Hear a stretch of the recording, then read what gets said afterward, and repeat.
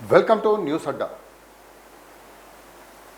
దేశ ప్రధానికి లేనన్ని క్యాంప్ ఆఫీసులు తెలంగాణ ముఖ్యమంత్రి రేవంత్ రెడ్డికి నిజంగా ఎన్ని ఆఫీసులు ఉన్నాయి? అసలు ఆయనకు ప్రధానమంత్రికి రెండు క్యాంప్ ఆఫీసులు ఉంటే మరి రేవంత్ రెడ్డికి ఎన్ని ఉండాలి? అంటే తెలంగాణ ముఖ్యమంత్రి రేవంత్ రెడ్డి క్యాంప్ ఆఫీసు ఆఫీసుల వ్యవహారం ప్రస్తుతం రాజకీయ అధికార వర్గాల్లో చర్చనీయాంశంగా మారుతున్నది. వాస్తవానికి ముఖ్యమంత్రులు సచివాలయం నుంచి పనిచేస్తారు, వెసులుబాటు కోసం క్యాంప్ ఆఫీసులు ఏర్పాటు చేసుకుంటారు. సహజంగా ఇంటినే క్యాంప్ ఆఫీసుగా మార్చుకున్న ముఖ్యమంత్రులు అనేక మంది ఉన్నారు. కానీ రేవంత్ రెడ్డి ఏకంగా 5 క్యాంపు కార్యాలయాలు ఏర్పాటు చేసుకోవడంపై రాజకీయ విశ్లేషకులైతే విస్మయాన్ని అయితే వ్యక్తం చేస్తున్నారు. భారత ప్రధానమంత్రి మోదీకి సైతం ఇన్ని క్యాంపు కార్యాలయాలు లేవని సీనియర్ అధికారులు చాలామంది గుర్తు చేస్తున్న పరిస్థితి. మోదీకి న్యూఢిల్లీలో అధికారిక నివాసంతో పాటు క్యాంపు కార్యాలయం ఒకటే ఉన్నది. కానీ తెలంగాణలో రేవంత్ రెడ్డికి సచివాలయంలో ప్రత్యేక కార్యాలయంతో పాటు జూబ్లీ హిల్స్ నివాసంలో క్యాంపు కార్యాలయం ఉంది. ఇది రెండూ కాకుండా జూబ్లీ హిల్స్ డాక్టర్ మర్రి చెన్నారెడ్డి మానవ వనరుల కేంద్రం, అందులో కూడా ఒక కార్యాలయం ఏర్పాటు చేసుకున్నాడు. ఇక Banjara hills police command control సెంటర్లో కూడా ఒక కార్యాలయం ఏర్పాటు చేసుకున్నాడు. ప్రస్తుతం తాజాగా రంగారెడ్డి జిల్లాలో తలపెట్టిన భారత్ ఫ్యూచర్ సిటీలో ఒక కార్యాలయం ఏర్పాటు చేసుకోవడం గమనార్హం. అంటే మొత్తంగా ఆయనకు 5 అధికారిక కార్యాలయాలు ఉన్నట్టు దీంతో లెక్క.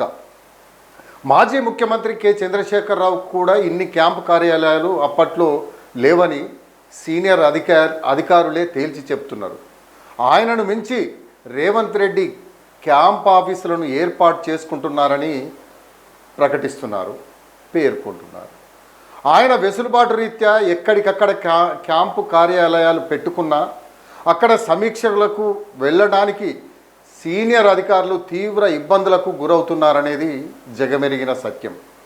రేవంత్ రెడ్డి ఏ పూట ఎక్కడ ఉంటారు, ఏ సమావేశం ఎక్కడ పెడతారు అనే ఆదుర్దాను ఉన్నతాధికారులతో పాటు ఆయనను కలవాలనుకునే నాయకులు సైతం నిత్యం ఎదుర్కొంటున్న వైనం ఇప్పుడు ప్రస్తుతం చాలా ఇబ్బందులు ఎదుర్కొంటున్నారని సీనియర్ అధికారులు, ఆ పార్టీ నాయకులు కూడా చర్చించుకుంటున్నారు.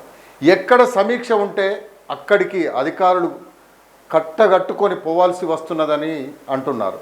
పైగా నిత్యం ఈ కార్యాలయాల్లో మెయింటెనెన్స్ సైతం ఉంటుందని గుర్తు చేస్తున్నారు. ఇన్ని ఆఫీసుల బదులు సచివాలయం లేదా అధికారిక క్యాంపు కార్యాలయంలో సమీక్షలు, సమావేశాలు నిర్వహిస్తే ప్రభుత్వ నిధుల ఆదాతో పాటు మంత్రులు, ఉన్నతాధికారుల సమయం ఆదా అవుతుందని ఒక రిటైర్డ్ ఐఏఎస్ అధికారి సైతం వ్యాఖ్యానించడం గమనార్హం. న్యూఢిల్లీ రైసీనా హిల్స్ సేవా తీర్థులో ప్రధానమంత్రి నరేంద్ర మోదీకి అధికారిక కార్యాలయం ఉంది. లోక కళ్యాణ్ మార్గులో ప్రధానమంత్రి అధికారిక నివాసం క్యాంప్ ఆఫీస్ ఉంది. ఈ 2 తప్ప అదనంగా ఆయనకు ఎక్కడ కార్యాలయాలు అయితే లేవు. తెలంగాణకు 2 సార్లు ముఖ్యమంత్రిగా పనిచేసిన కె చంద్రశేఖరరావు కూడా సచివాలయం 6వ అంతస్తులో కార్యాలయం ఉండేది. బేగంపేటలోని మహాత్మా జ్యోతిరావు పూలే ప్రజాభవన్, అప్పట్లో ప్రగతి భవన్ అని చెప్పేసి పిలుచుకునేది, అధికారిక నివాసం ఉండేది. తన పదవీ కాలంలో సచివాలయం బదులు ఎక్కువగా ప్రజాభవన్లోనే మంత్రులు, ఉన్నతాధికారులతో సమీక్షలు నిర్వహిస్తూ ఉండేవారు. ఇది సచివాలయానికి సమీపంలో ఉండడంతో ఉన్నతాధికారులు, మంత్రులు, ప్రజాప్రతినిధులకు అంతగా ఇబ్బంది ఉండేదైతే కాదని ఆ రిటైర్డ్ అధికారే వ్యాఖ్యానించడం పరిస్థితి. మిగతా సమయం ఎక్కువగా సిద్దిపేట జిల్లాలోని ఎర్రవెల్లిలోని వ్యవసాయ క్షేత్రంలో కేసీఆర్ గడిపేవారు. కేసీఆర్ వ్యవహార శైలిపై గడీల పాలన అంటూ విమర్శలు చేసిన ముఖ్యమంత్రి రేవంత్ రెడ్డి ముఖ్యమంత్రి అయిన తర్వాత సచివాలయానికి వస్తారని చాలామంది అధికారులు భావించారు. కానీ దానికి భిన్నంగా పరిస్థితులు ఉన్నాయన్న చర్చలు వినిపిస్తున్నాయి. అది కూడా ఏకంగా 5 కార్యాలయాల నుంచి విధులు నిర్వహిస్తుండడంపై రాజకీయ విశ్లేషకులు సైతం ఆశ్చర్యాన్ని వ్యక్తం చేస్తున్నారు. సచివాలయంలోని 6వ అంతస్తులో సీఎం రేవంత్ రెడ్డికి కార్యాలయంతో పాటు సీఎంఓ అధికారులకు ప్రత్యేక ఛాంబర్లు ఏర్పాటు చేశారు. కానీ మంత్రివర్గ సమావేశాలు ఉన్నప్పుడు తప్ప ఇతర సమయాల్లో సీఎం సచివాలయానికి రావడం లేదు. మరో విశేషం ఏమిటంటే కనీసం వారానికి 1-2 సార్లు కూడా రాకపోయినా 6వ అంతస్తులో సాధారణ పౌరులు మీడియా ప్రతినిధులకు ప్రవేశాన్ని నిషేధించడంపై మీడియా వర్గాల్లో తరచూ చర్చ జరుగుతోంది. ముందస్తు అనుమతులు ఉంటే తప్ప ప్రవేశం లేకుండా చేశారు. ఉమ్మడి రాష్ట్రంలో సి బ్లాక్లో సీఎం కార్యాలయానికి ప్రజాప్రతినిధులు, సాధారణ పౌరులు, అధికారులు, మీడియా ప్రతినిధులు వెళ్ళి వస్తూ ఉండేవారు.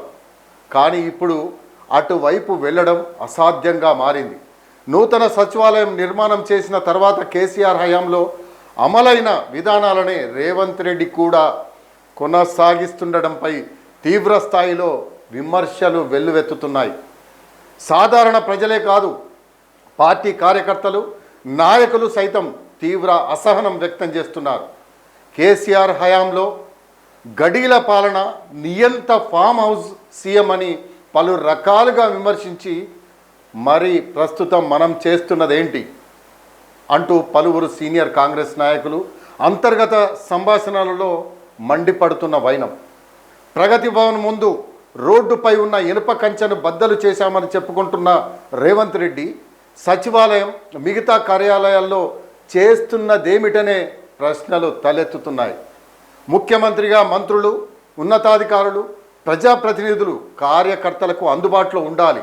అలా కాకుండా ఏ రోజు ఏ సమయంలో ఎక్కడ ఉంటారో తెలియని పరిస్థితి తీసుకువచ్చారనే అభిప్రాయాలు ఐఏఎస్ వర్గాల్లో వినిపిస్తున్నాయి. ఒకరోజు పోలీస్ కమాండ్ కంట్రోల్ సెంటర్, మరో రోజు ఎంసీహెచ్ఆర్డి, బోధి పెవిలియన్, జూబ్లీ హిల్స్ అధికారిక నివాసంలో సమీక్షలు, సమావేశాలు నిర్వహిస్తున్నారని కాంగ్రెస్ సీనియర్ నాయకులు సైతం ఆగ్రహం వ్యక్తం చేస్తున్నారు. ఇలాగే పరిపాలన కొనసాగిస్తే గత సీఎం కేసీఆర్ మాదిరి అపఖ్యాతి అపఖ్యాతి మూట కట్టుకోక తప్పదని చెప్పేసి వాళ్ళు వ్యాఖ్యానిస్తున్న పరిస్థితి. ప్రజలకు సమాధానం చెప్పుకోలేని దుస్థితి ఎదురవుతుందని నాయకులైతే వాపోతున్న పరిస్థితి. రేవంత్ రెడ్డి ఇప్పటికైనా క్యాంపు కార్యాలయాలపై స్పష్టమైన నిర్ణయం తీసుకొని అందరికీ అందుబాటులో ఉండేలా ఏర్పాట్లు చేసుకోవాలని కోరుతున్న వైనం.